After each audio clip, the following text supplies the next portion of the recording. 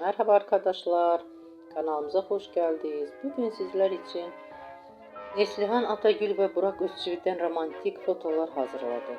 Burak Özçivit, Kara Sevda, Kurumuş Osman ve Çalı Kuşu dizisinde rol almış. Herkes tarafından beğenilmiştir.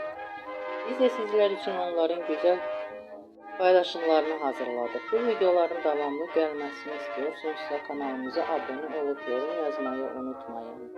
Bizden bu kadar.